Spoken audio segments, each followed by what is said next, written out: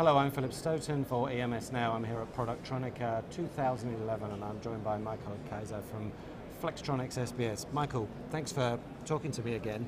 Some fascinating stuff in the round table, but I really wanted to dig down a little bit more into what you as a business do. And looking at your website, spotted your slogan, proudly local, truly global, I believe. Yes, that's our message. It's not just a cliche, it's something you really take seriously. What does it really mean? Yeah, so this is more or less reflecting the setup of our SBS Special Business Solutions Group, where we try to be where our customers are, supporting them in their region, talking to them in the same language, in the same time zone, so enabling a little bit more intense collaboration than you can do it with China or Americas or something like that, number one. But at the same time, not only being local with them, but providing them, let's say, the global footprint, the global advantages of a group like Flextronics. Yeah, so having those in that support that you've got there in the background is really important. And when you bring that strategy in, does that come to bear, obviously not in terms of making my iPhone, that's probably not the strategy for that, because that's what Flextronics per se do. What kind of industries is that relevant to and why? So it's not so much depending on the industry, it's more depending on the type of the business. So what we typically do, and this is why we have created SBS, is to support customers in the region of low volume, high mix products. Typically in Germany you have a lot of small, medium enterprise companies, bigger ones as well for sure, which are very much orientated to their customer requests. So they have variances of products in color, in whatever, and we try to provide these companies a solution, which is not a mass production one, but a typically very tailor-made solution for this customer, for his project, for his request and demand. Okay, and when you do that, and as a group SBS, you have a group of facilities.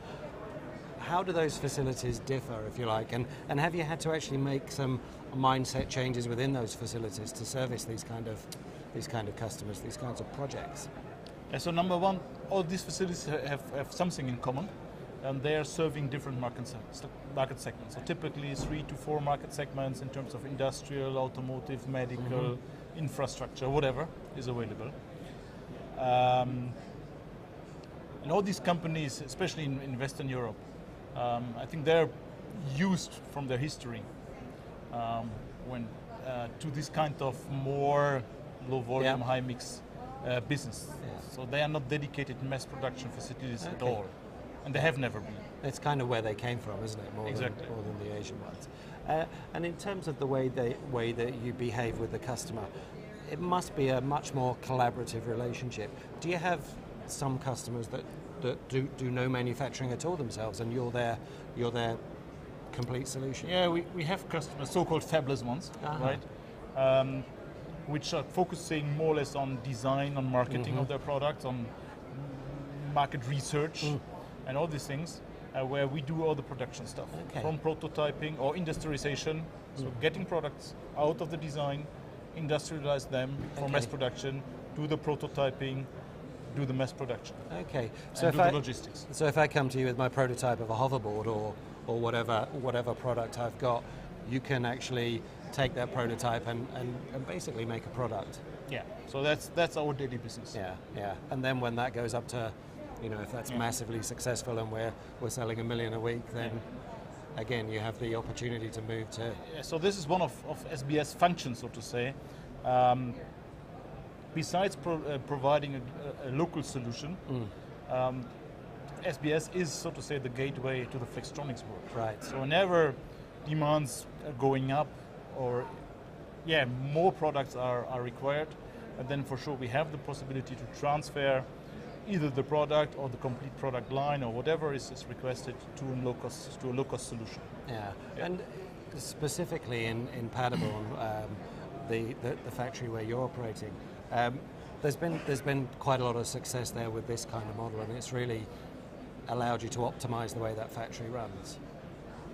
Yeah, so I mean, the Paderborn site has a quite long history. So electronic manufacturing since more than 30 years, right? and since 10 years being part of the, or 11 years meanwhile, being part of the Flextronics group, and now part of the SBS organization. And as I said, I mean, the Paderborn site was used to work in this way. Yeah. So for us, it was not a dramatic mindset. It was a change of mindset when coming from an OEM and being acquired by Flextronics 11 years ago. So then changing really to customer relationships and not being in in-house manufacturing anymore. But let's say the way we do the business right now, and we work with our customers, that's not new for us. That's something you learned way back. I think this is part of the success. Because there was no huge mindset or change of mindset necessary. And you're seeing some success with this, not just in Europe within the SBS group, but also you have I think 5 facilities in the Americas running a similar model. Yeah, we have as well as some in Asia. So this is our SBS facility network, as we call it. So providing the same, let's say, local service to customers. Now you would think, okay, China or Asia, low cost, Asia with low volume, high mix. This is kind of contradiction, right? And indeed, we do not have too much customers where we say, or where we're going to produce small volumes in Asia and ship them back to Europe. But we support our customers in growing their markets in these regions like Asia or Mexico or Americas. So that we have a local production in Western Europe and a second one elsewhere. Where their market is coming up. So proximity to your clients is very important, but equally important is to their clients. Exactly. Fantastic. Well, Michael, thanks very much for chatting to me about it. Fascinating prospect. I hope it continues to grow well, and I hope we can talk again soon. Thank you. Thank you. Thanks a lot.